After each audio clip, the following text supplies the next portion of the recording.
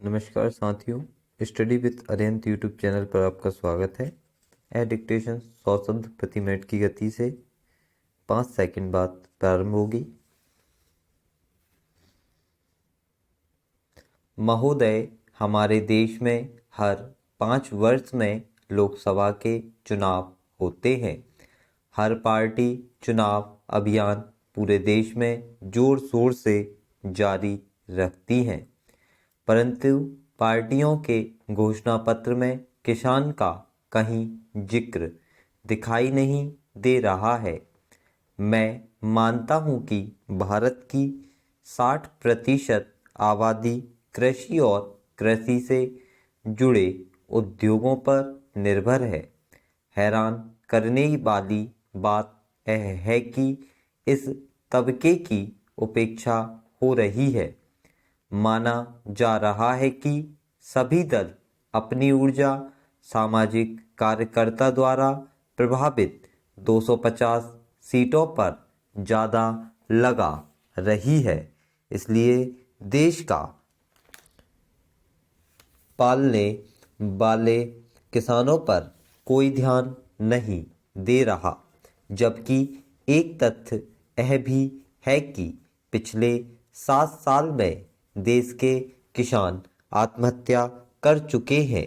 सर्वेक्षण के अनुसार कहा जा रहा है कि देश के 40% किसान खेतीबाड़ी छोड़कर अन्य उद्योगों की ओर जाना चाहते हैं, क्योंकि उनका मानना है कि खेती अब पहले जैसा लाभ का धंधा नहीं रह गया है। पंजाब इसका ज्वलंत उदाहरण है, जहां अधिक से अधिक पैदावार पर जोर दिया गया और इसके बावजूद एक किसान परिवार की औसत मासिक आय 5,000 रुपये प्रति माह मुश्किल से पहुंच पाई है, जो कभी किसान परिवार के लिए सभी स्रोतों को मिलाकर आय प्रतिदिन 165 रुपये थी। जहां राष्ट्रीय स्तर पर कर्जदार किसान परिवार का औसत बकाया कर्ज 25 रुपये था, वहीं अब दोगुना हो गया था। सघन खेती ने कृषि का मूल आधार मिट्टी, पानी, जैव विविधता और जलवायु को गंभीर नुकसान पहुंचाया है। रासायनिक उर्वरक और कीटनाशकों के अधिक प्रयोग से हमारी मिट्टी की उर्वरता नष्ट हो गई है। हमारी 25% जमीन क्षारीय और जलीय हो गई है। हमने रासायनिक तत्वों के अधिक उपयोग से पानी और खेतों को जहरीला कर दिया है, खेती को अस्थिर बना दिया है। इससे देश के बहुत से हिस्सों में गंभीर पर्यावरण से संबंधित, स्वास्थ्य से संबंधित समस्याएं पैदा हुई हैं। खेती से जीवन यापन तभी संभव है जब मिट्टी, पानी, जैव विविधता और ज्ञान का संरक्षण किया जाए। एक समस्या यह भी है कि कम या ज़्यादा वर्षा, असमय वर्षा और जलवायु परिवर्तन से भी खेती प्रभावित हो रही है।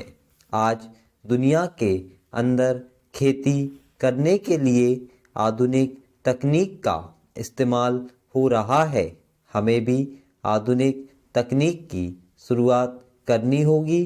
किसानों को ट्रैक्टर, पौधों को रोपाई करने के लिए और फसल काटने के उपकरण आसानी से मिलना चाहिए। अब खेती किसानी से संबंधित आवश्यक यंत्रों पर आयात शुल्क और उत्पादन शुल्क घटाना और अनुदान देना जरूरी हो गया है, ताकि छोटे किसान भी उन्हें खरीद सकें। कृषि यंत्रों के साथ साथ कृषि मजदूरी में भी सब्सिडी का प्रावधान होना चाहिए, क्योंकि कृषि मजदूरी की समस्या भी उत्पन्न हो गई है। देश की सिंचाई परियोजना के संबंध में ऐसा बताया जाता है कि पिछले 20 वर्षों में पूरी नहीं हो सकी है।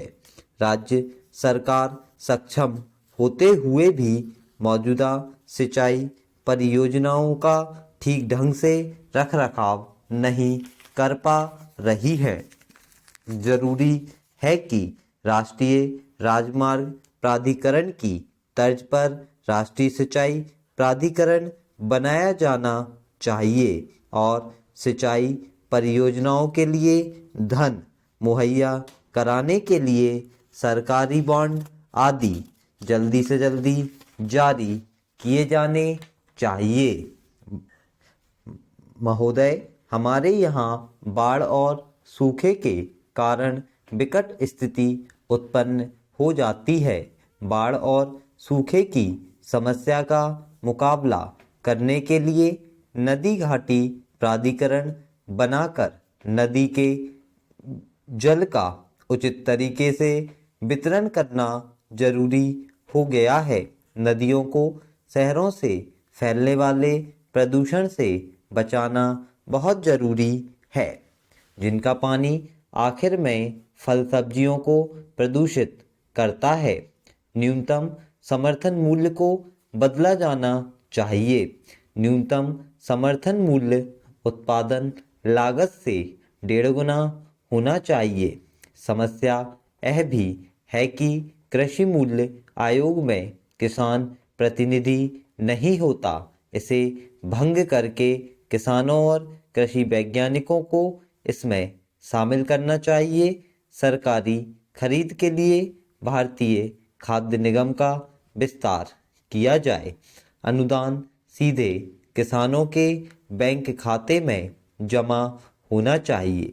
इस संबंध में बातें होती रही हैं, लेकिन ज़्यादा काम नहीं हुआ। अब हकीकत में काम करने का समय आ गया है। सभी छोटे किसानों के लिए फसल बीमा सुरक्षा का इंतजाम होना चाहिए। आपदा की स्थिति में सीधे किसान को मुआवजा मिले, इसलिए फसल बीमा में किसी इलाके या समूह को इकाई ना मानकर हर किसान को इकाई माना जाए। कृषि बीमा के तहत बटाईदार किसानों का ध्यान रखा जाना भी बहुत जरूरी है। आज की स्थिति में मात्र 28% किसानों को ही, जिनके पास चल अचल संपत्ति होती है, उनको बैंकों से ऋण मिलता है और छोटे किसानों और कृषि मजदूरों को बैंकों से ऋण नहीं मिल पाता है। दूसरी ओर जो किसान किराए पर जमीन लेकर खेती करते हैं, उनको बैंकों से ऋण नहीं मिलता है।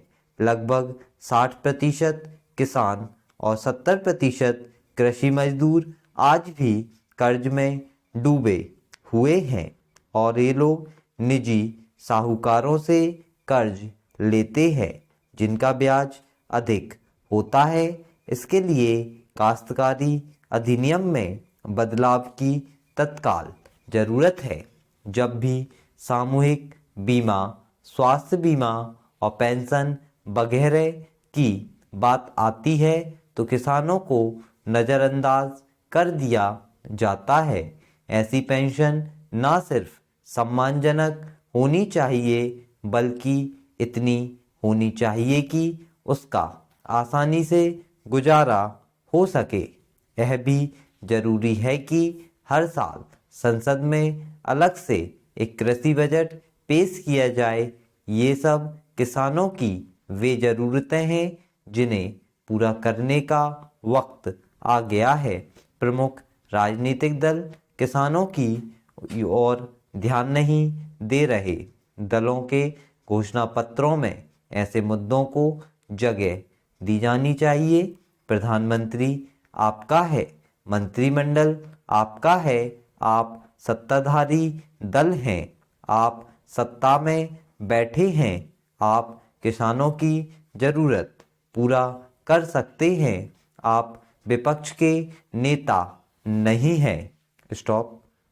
यदि वीडियो पसंद आती है तो वीडियो को लाइक करें, चैनल को सब्सक्राइब करें, ज़्यादा से ज़्यादा लोगों में शेयर करें। Thank you. जय हिंद।